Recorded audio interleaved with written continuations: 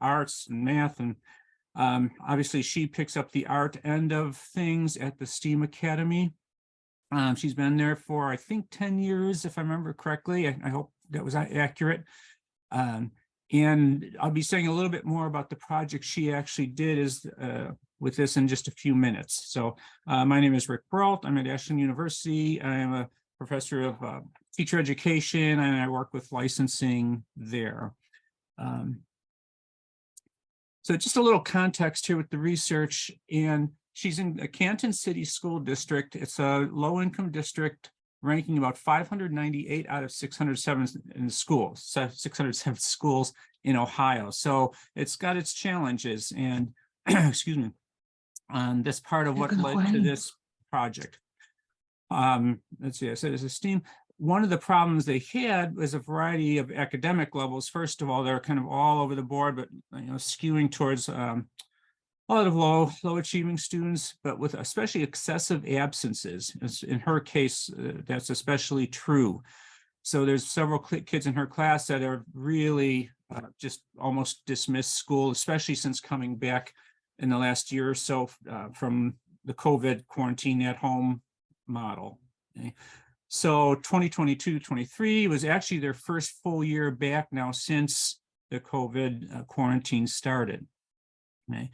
The research focuses on one of her advanced art classes that meets all year. So it's not a grading period class, it meets all year. It's an advanced arts class, but she wanted to make the point clear that it's not some kind of gifted program with selective entry. It's really just more art at a more advanced level. This was not too bad. For any of the kids that are interested. Thank you. You look tired. Okay.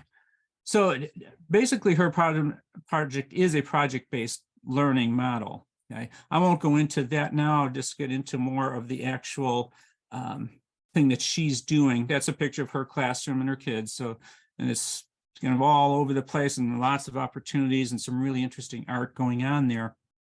I was able to get out there a few times. Our physical contact was kind of limited just by location and so on, but I was able to get out there and talk to the kids, and I'll talk about that in a little bit.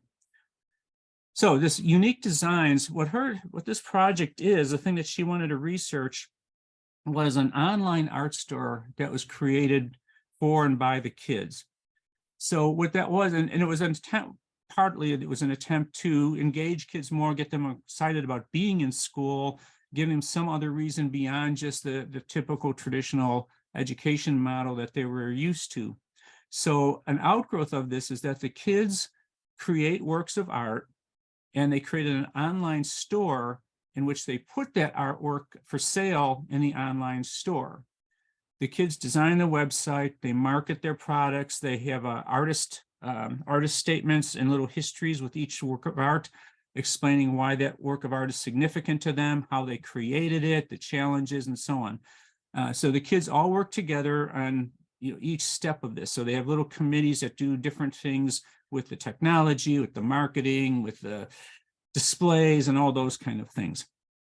Now the proceeds from this don't go directly to the kids, but it benefits the kids. So it's not like just money in their pocket to do what they want, but there is a fundraising account set up at the school, and whatever they raise goes into their fundraising account, and then they can put that towards school activities. So field trips or other kinds of things that might cost money, or maybe extra materials, that kind of thing.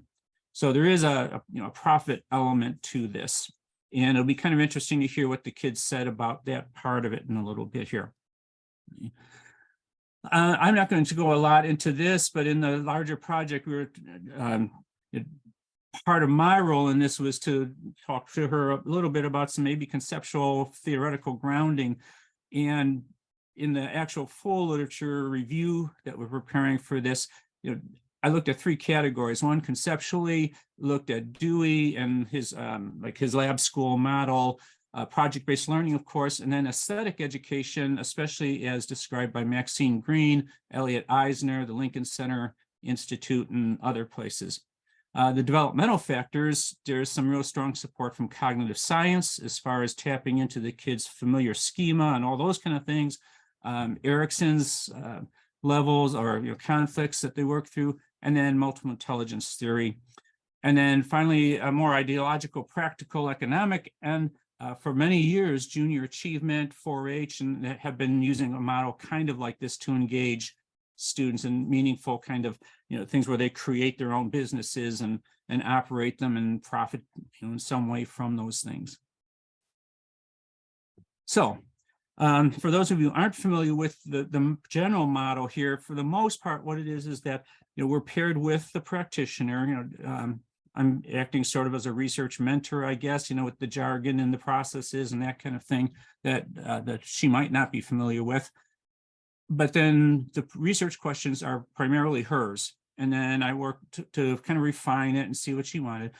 Mostly she was concerned with the affective, character-related, social emotional dimensions of the project. While and we'll talk a little bit about the quantitative things that, there is some assumption that there seems to be some actual measurable kinds of improvement. She was more concerned with what she saw as improvement in the kids' engagement and meaningful work in the classroom. So, will real-life application through operation of an online store to market project-based products from lessons of affect student academic success? And will profiting from the online store affect student absenteeism rate? And the data we gathered actually went a little beyond both of those things. So the design, I'm sorry, I don't have a timer here, so I guess I need to watch, what would you say? The quantitative data was minimal. So we're going to, and we don't have that yet. We're looking at the end of the marking period and the end of the year, but attendance data to see, if some of her suspicions that the attendance is improving, especially among some problematic kids, is really improving. We're going to look at a little bit of grade-related data, but that's not really what this is about. So we'll probably look at it just to see if there's anything curious worth following up on. The qualitative data came from student focus groups, student written responses, and then Kathy's own reflections on the process. I'm not going to read all of these. If you're interested, though, this is the protocol I used for the focus group, at least the initial kind of, and as you know, we kind of went in other directions with that and follow-up questions. Okay. But the questions here did concentrate mostly on the process and how they viewed the process and how they viewed in their own assessment, how it was changing them and what they enjoyed, what was a challenge, that kind of thing. So, the interesting part. First of all, the things that they named, this all came out of the focus group right now. The things that they pointed out were benefits were a little bit surprising to me in that very few actually mentioned the profits, the money part. And when they did, it was at a more kind of interesting, complex level. So you see over here the benefits that were confidence, they had pride in their creation, working in groups, which they normally didn't like, but they found when there was this meaningful task, they having to compromise and learn those kind of things really paid off. And for the most part, they found that to be beneficial. A number of them spoke about how they now feel they're much more articulate. Their communication skills in general have improved because they had to market their products. They met people. Sometimes they also sell this outside of the online store in actual physical settings. And then leadership and organization, because Kathy turns over almost the entire process to the kids to plan and carry out, and then she monitors to see that things are moving along. But it's almost all their initiation. Rick? Yep. You're almost at 11 minutes. Oh, okay. Well, I'm going to highlight just one thing that was really powerful to me. And, I'm hoping that you can look at some of the other things later. But when I asked them the most challenging thing, the most interesting response I got was putting a price on our artwork. And going back to the title, it was like putting a price on myself, because everything has a story behind it. And they said, how do you put a price on your story? And it was just amazing. I said, wow, these are 8th graders talking, but that whole idea is that it really made me think about who I am and what my work is worth. And do I even want to sell it? Those kind of things. So, and then finally, there's, I'll just highlight what's here. So if you want these are the results from some quotations from that work. Then there was student writing, in which they were asked if they, Kathy wanted to ask them, should we continue this? And then it came into several categories here about why they should or shouldn't. It's a showcase, it's a rare opportunity, you can read those. Then my last little favorite quote, besides the story one, the last one, nah, I'm good. Why? No, because it's too much work and I'm lazy. So the one person that had a definitive no to an answer just said, yeah, I know what I am, and that's what it is. But he didn't disparage the program. It was just saying, this is who I am, and it's just too much work. So Thank you. sorry for that rush, but No, it's sorry. that's a quick. It's sorry on everybody's end, but does anyone have a question that they would like to ask Rick at this time? I'll stop the share. And then, Yeah. all right. Well, I'll mute so we can go on. Okay. So thank you, Rick, very much. Judy, I just ahead. have a question of clarification. In the abstract, it mentions that you were going to be looking at attendance, and clearly you haven't gotten that data yet, but that Kathy was also going to be looking at quality of the production. And I wondered how you were going to assess that, what you were going to do in relation to the students' quality of their work. Okay. Let's see, I unmuted. Yeah. Just quickly, that the original the statement that you're reading there was created at the outset of this project. And so in an evolutionary kind of sense, as we talked about it, she really shifted away from not wanting to look at the quality of it. Not that it wasn't important, but she said that's really not what she was thinking about for this. It was the process and how it was affecting them as a process. So that was one of those things that, yeah, it just, this was what, like 4 or 5 months ago, 6 months, whatever. And just in our talking, the challenge of trying to, how do you assess quality? Does it really matter in what she's trying to accomplish? Those kind of things entered into it. Yeah, I thought it was really fascinating, that major finding that you pointed out. The students questioning, how do you put a price on my artwork, because my artwork is me and represents myself. And I think, you're right, that really provides so much insight into the importance of art and Yeah. that process for those students.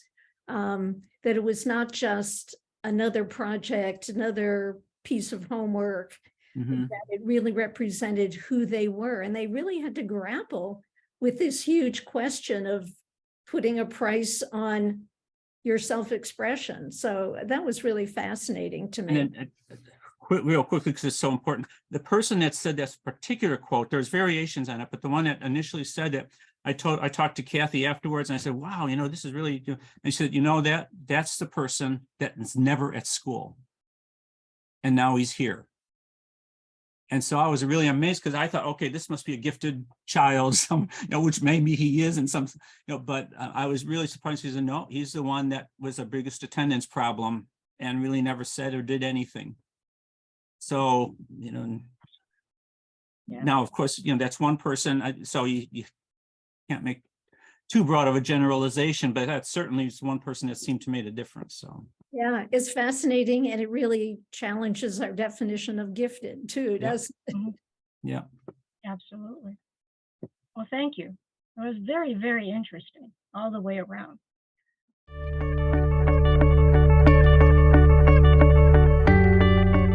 Okay, let's move on to our project 2, enhancing students' learning by engaging with Cleveland. Melissa? Hi, I'll share my screen with you guys.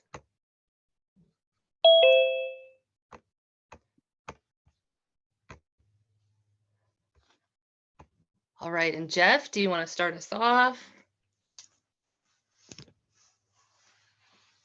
Certainly. So we are doing this, and we'll be old school. I've asked Melissa to shift to the next slide. So a quick bit of context. Melissa can say more Melissa's school district is primarily rural, about a little more than an hour or so from Cleveland. I did a site visit, and I visited how rural it was. It's also less diverse than urban Cleveland schools. Melissa teaches a Black History Month Underground Railroad module, and was interested in bringing students to Cleveland to learn about that history. As it happens, at Cleveland State, there's a Campus International IB school as part of CMSD. And my son in the 3rd grade, which is the same grade that Melissa's teaching, his teacher did a similar module. So we had a meeting of the minds when they came and visit. So one of the motives for our approach to this is, you look at our country, particularly on issues of race and teaching of race, it's highly divided. So one of our goals is figuring out ways to build bridges. So next slide, please. This is, I think, a really nice quote from Cornell West. In a liberal education, the question has become how we attempt to get people out of their egos, their tribes, their silos, out of their narrowness and broadening, not erasing the roots, but by building on the best of the roots, of the routes they take. And I think we're trying to overcome the tribalism that seems to be afflicting our country right now. Next slide. Next slide. So review of literature. I'm handling the background research. Melissa's going to give you the good stuff.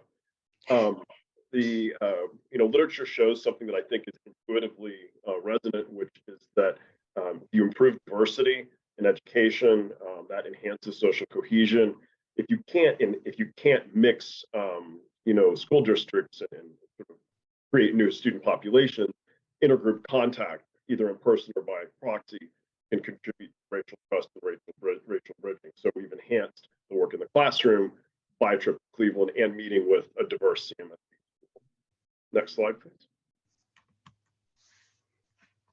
And we point out what's at stake here, which is that, as we're teaching students, these are future citizens. And, as we've seen in our current cultural moment, how we view our other citizens makes a huge difference to our professional lives. And in some cases can literally be a matter of life and death, as we've seen in the recent tragic accidents. Next slide. Mentioning here Carter Woodson, who's the father of Black History Month, and really believed it's important to integrate Black history into the general teaching of American history. So I think there is actually sort of a patriotic dimension to this work, which is helping students see Black history not as curiosity, but as part of our core narrative, especially in Northeast Ohio, where there's so much of it. Next slide. And we really wanted to add into this place-based visit, because place and community-based education is, as the literature shows, it's a way to help overcome the feelings of alienation and distance that students might have, and feeling that their classroom work is cut off from the quote-unquote real world. Smith and Sobel's influential work, they talk about how some students are nature deprived, but students are also community deprived as well. And I think coming out of COVID, that's especially resonant for us. Next slide. So our hypothesis is that promoting community engagement will enhance student understanding of these crucial topics. Next slide. And our research question methodologies are here. So we had a site visit to the Cozad Bates House, which was a crucial planning site for the Underground Railroad in Cleveland. And we also had a trip to the Cleveland History Center, and then a visit to Campus International Elementary to talk to peers who had studied similar material. Our research questions pertain to which sites are most appropriate for social studies engagement, what follow-up activities can interlace their extracurricular visits, and will meeting with 3rd graders become a good cross-pollination. Next slide. Assessment's primarily qualitative. Students completed questions at both the Cleveland History Center and at the Cozad Bates House. The Cozad Bates House questionnaires were especially resonant, and Melissa's collating those, and also collected student responses to their peer-to-peer interaction with Campus International. Next slide. Practical implications, I'm about to hand off here. I think with our incredible sense of division that we have, particularly on issues of teaching race, I think bridging a kind of rural-urban divide can be a reciprocal way to promote understanding and to sort of see our shared history that has tragedy, but also has science. Next slide. Here's our bios. You can read that later. Next slide. We're excited. This is really glamorous. Next slide. And now this is Melissa. She's going to give you the fun stuff. Okay, so our kids could not have been more excited to do this project. And when we first started, I started with a KWL chart, and they just had to say what they thought the Underground Railroad was. So the rest of this was blank, you know, at that time. And immediately kids started talking about Martin Luther King Jr.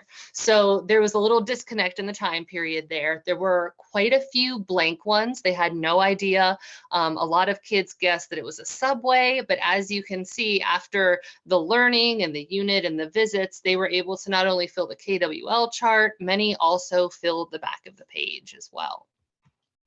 So before going to the Cozad Bates House, which it was so interesting for kids because we spent a month learning about the Underground Railroad, and then they got to go there and see how the Underground Railroad, what the connection was between what they read and Northeast Ohio. So they learned a lot about abolitionists there. We also really wanted to drill down like how a site or a monument can be representative of a time period and tell its story. So before we went to the Cozad Bates House, we started learning about monuments. Kids said what they thought a monument was, what they thought a memorial was. We talked about the difference. They had some after learning, and then we had our actual site visit. So this is inside the Cozad Bates House.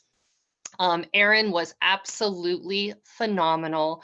The kids got to tour the space. Dr. Karam was there. They learned all about, you know, Station Hope. They saw many artifacts. They got to have wonderful discussions. This is just a few more pictures of the kids working there. They said their favorite thing there was the large map on the wall of Cleveland, and they even found Cortland, where they're from. This is some of the work they did while they were at the Cozad Bates House. For example, just one question, why is it important that we remember the freedom seekers? And it says, because we should remember the history of the people who tried to stop slavery. This was outside. And then we went to the Cleveland History Center. And there, it continued on. We spoke of influential African Americans tied to the city of Cleveland, for example, the Stokes brothers. The kids got to listen, learn, do a tour. In the picture on the right, there are actual shackles there. So they did a lot of exploring on this trip. By far, I think their favorite was Campus International School. Immediately, they were met with smiling faces. That's one of the little signs that was on the table for us. The kids loved the quotes. They loved the other kids and the staff there. And it was really neat. We're big on quotes in class and learning from history and from other people. And so the kids were kind of pointing out quotes and positive things in the building as we walked around, and I just grabbed snapshots of them. And these are some really moving photos of the kids that day. That's another sign that the students at Campus International made for our kids.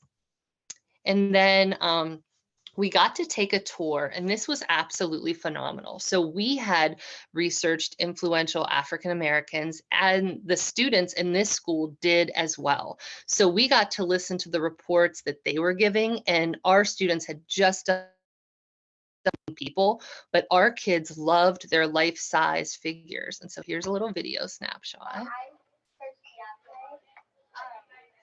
She's one of the greatest artists of all time. You know her real name is Giselle. She got the Giselle novels. She was in the performance Lion King. So the kids loved seeing that the students there were learning the same things, but they loved seeing how they chose to represent the learning. We also had table talks when the tour was over, and this was one of the most impactful things we did there. There were some discussion questions on the table, and our students were paired with Campus International students. And the questions were, who is your favorite person from Black History Month? What is your favorite story from Black History Month? What is your favorite thing about living in Ohio? And in what ways would you like your community to improve? And the responses to number 4 were absolutely phenomenal. And that ties in with a Change the World project that my students do at the end of every year too. So they shared ideas, they shared smoothies courtesy of Campus International, and they made friendships. And I think that was their favorite part.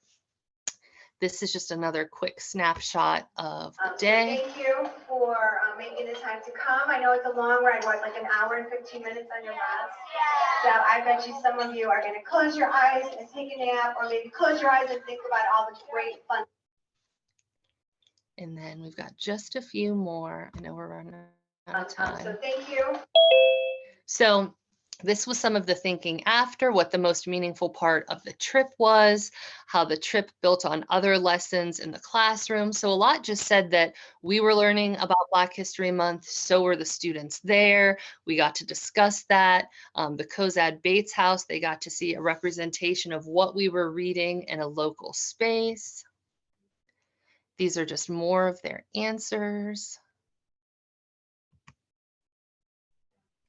And then this was some of the students saying their favorite part of the trip. My name is Jordan Sousa, and my favorite part of the field trip was Campus International School. We got to make new friends, see their school, meet everybody there, see projects that they've made and we've learned about. And then I've got 2 more quick ones. My name is Jordan.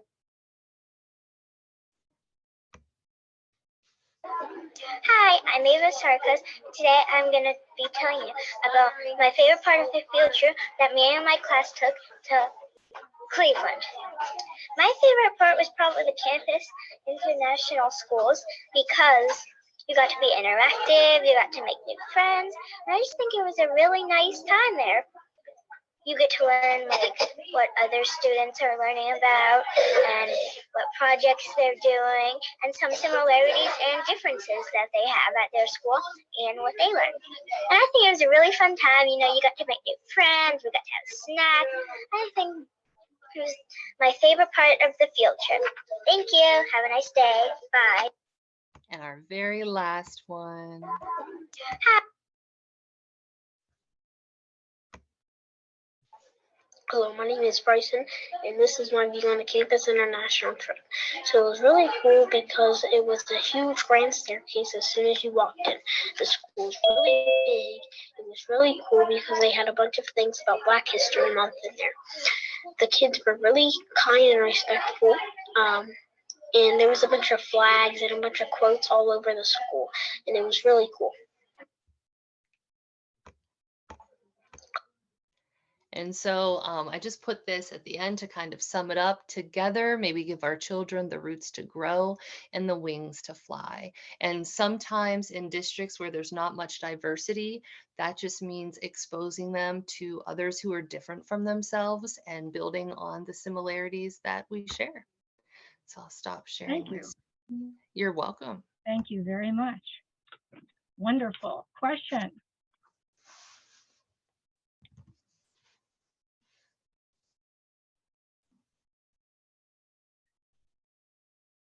We're still thinking about it. Go ahead. I don't want to take up all the time if other people have questions. Just one quick comment, Melissa. I live in Oberlin, and we have a whole range of resources in Oberlin related to Black history and the Underground Railroad. So next time you teach this unit, this project, get in touch with me or just go on the website for the city of Oberlin and the Oberlin Historical Center. So there's a huge resource here. Thank you. The question that I did have was that you really saw sort of changed and enhanced attitudes and knowledge from these kids. Have you thought about tracking them to see if these enhanced attitudes and this enhanced knowledge sticks with them, if it sort of fades over time? Have you thought about sticking with these kids to see what happens? Yes, and I have never done that before, but I would actually love to this time because the kids after this trip, I mean, they started asking if they were going to get to do this next year and if they were going to meet different groups of people. So it really sparked excitement in them. So if there would be some way, or if like the staff in future years would work with me, I would absolutely love to. Yeah. Yeah, you've sown some good seeds. Thank you. Thank you.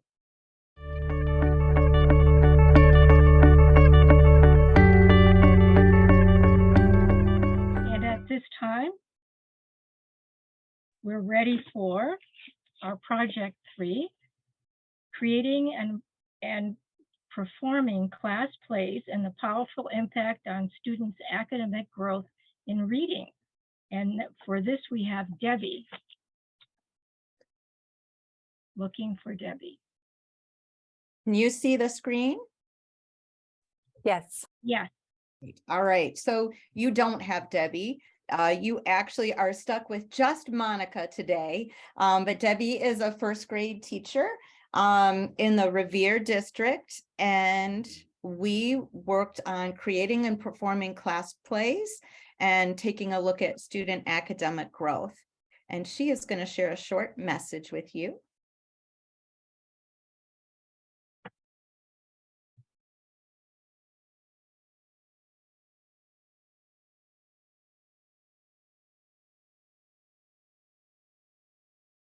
Hi, I'm Debbie Schwartner, and I am so sorry that I'm not able to be here today. My son is getting married this weekend, so I am doing some wedding festivities. Thank you so much for this opportunity. We had a great time with the research, and Monica will share a little bit about the timeline. Thank you.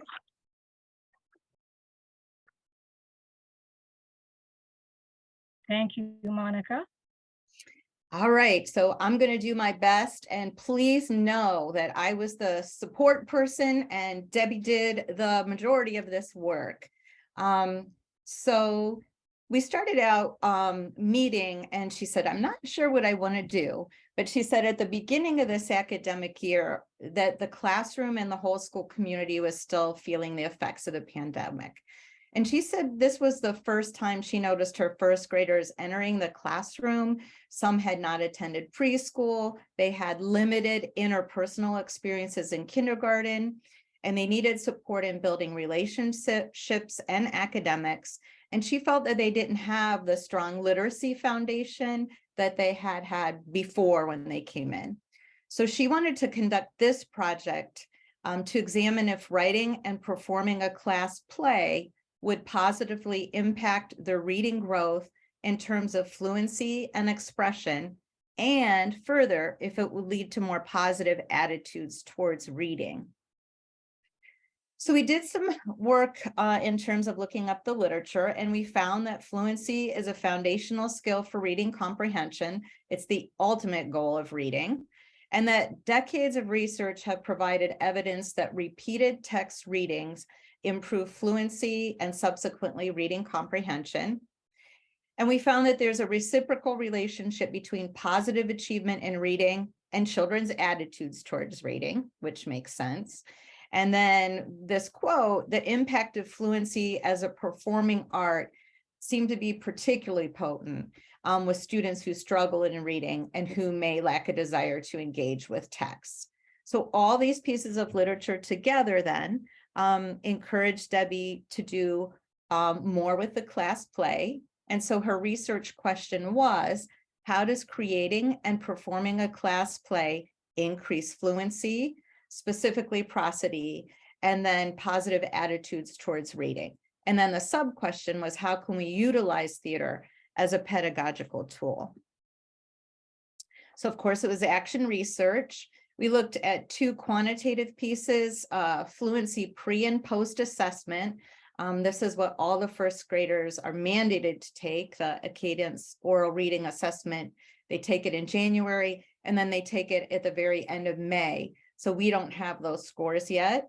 And then they did the elementary reading attitude survey. They completed that. They started it in October before they went to a school play, and then they will complete it again after the play. And I'll share with you in the next slide what that looks like. And then Debbie kept a teacher reflective journal. So this is what that elementary reading attitude survey looks like. You know, they just circled the pictures of Garfield, that it was expressing how they felt, with questions like, how do you feel about reading for fun at home? How do you feel about getting a book for a present? The research setting was Richfield Elementary School, which is located in Richfield, Ohio. This is a preschool through second grade school, so it's an early childhood center. It's an enrollment of approximately 680 students. This is a relatively high income district, 85% white, 93% graduation rate. And reading skills across the board are about 88% of the students are proficient in reading. And that was pretty much mirrored in her class. It was a white class of 22 first graders, no English language speakers, 2 to 3 would be considered struggling readers and not having very positive attitudes toward reading. So I would say reluctant readers. So the project timeline, in October, the attitude surveys were given out and they took their first field trip to Playhouse Square to see Grace for President. And some of them had never seen live theater and they absolutely loved it. In December, we did some reaching out to local venues and teaching artists to schedule some classes. And then in January, they started reading some fairy tales, which is part of their curriculum. And they began to write a class play. In February and March, Debbie had some friends that one of their daughters was in a Broadway play. So she met with the students on Zoom. In April, they started memorizing other scripts, and then they took a field trip to the high school. And the high school has a pretty robust theater program. So they were taken backstage and they were shown how props were created. And they began making their backdrops and props just this month. And the next step is to start to create costumes for the performance. At the end of May, there'll be a dress rehearsal. And then in June, they're actually doing a performance. So they'll be at Weather Vane Playhouse. So they're all working on that. And here's some pictures of the field trip to Playhouse Square. The Zoom with the Broadway actress. She was in Phantom of the Opera. So she answered questions about her career. This is the high school. And then you can see that last picture. So interestingly enough, the children were drawn to fairy tales and they chose to write a version of Beauty and the Beast.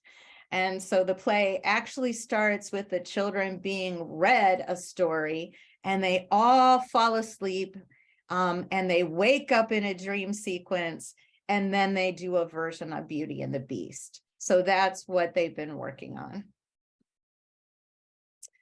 So far, in terms of research results, we don't have anything in terms of the reading scores yet, but we are going to be looking at that and also the attitude surveys. One thing that she didn't expect to come out of this as strongly as it did was just a real strength in the relationships among the children. And you can see that quote over there, but she was pleasantly surprised by that. And I think it makes sense given they were having so much fun and they rehearse every single day.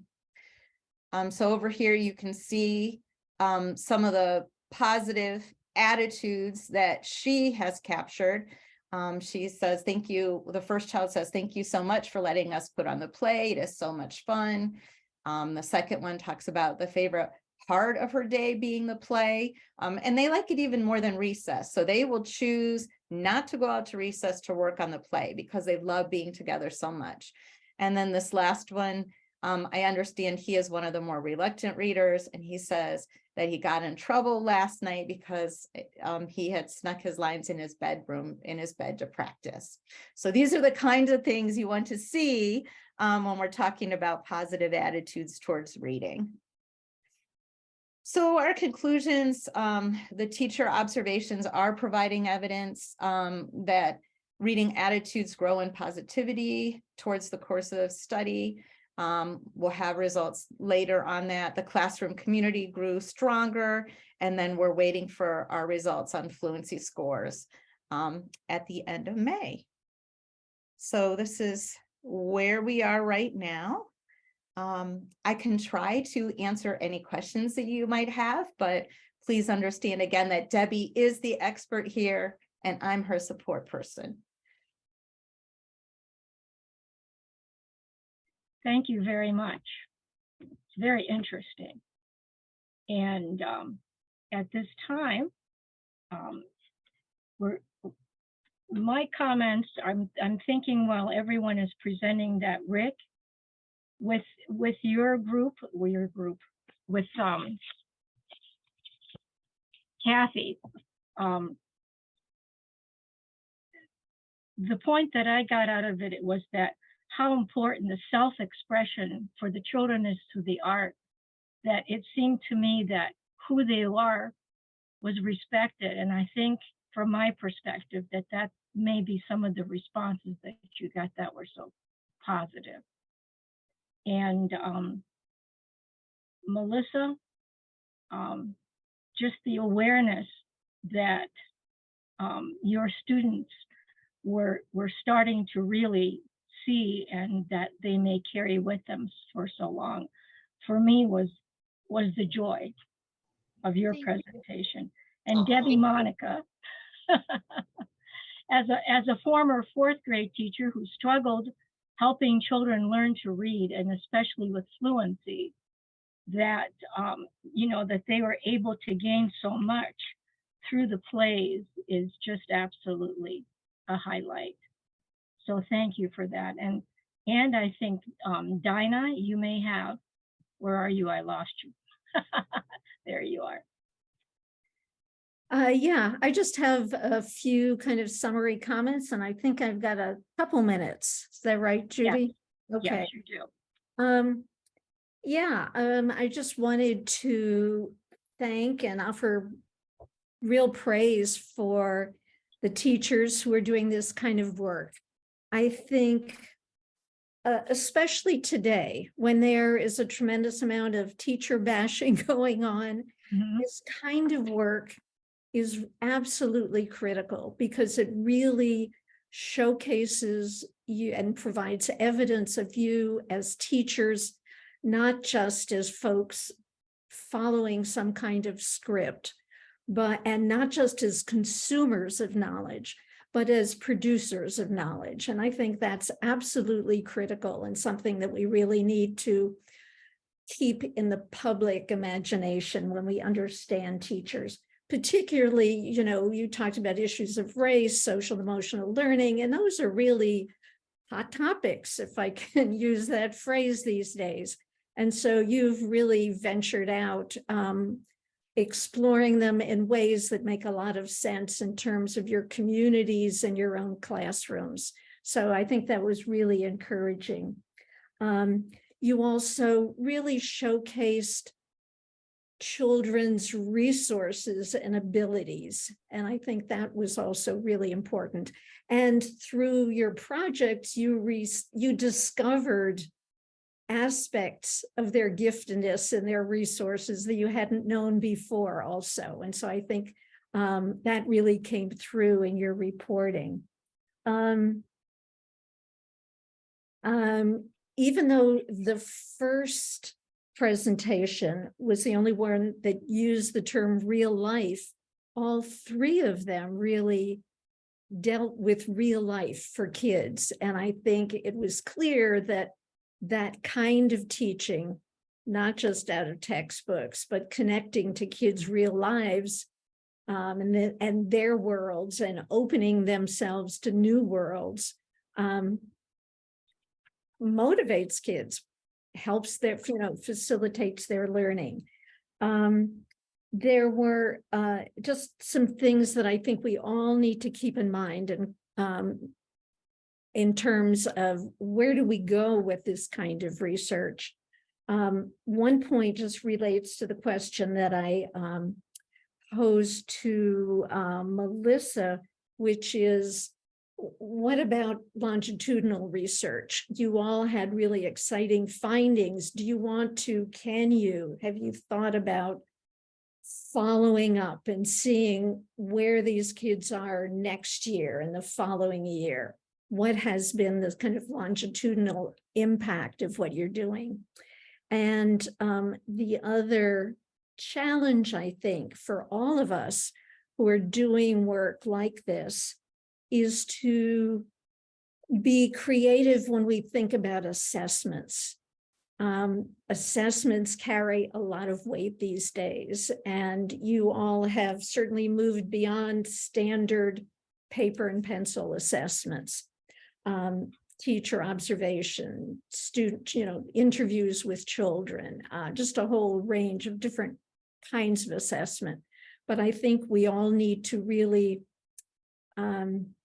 bring our creative imaginations to assessment as well as to kind of the data collection and analysis methodologies that we're experimenting with and exploring here.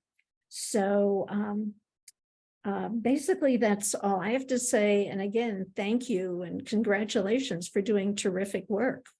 We all look forward to your work in the future. Absolutely. Congratulations for the extremely important, very relevant, and highly interesting presentations for today. We really appreciate it very much. Does anyone have anything they'd like to add or ask at this point?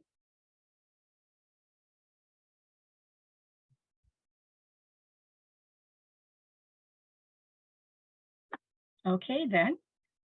We'll see you at one of the other sessions. Have a wonderful rest of the conference.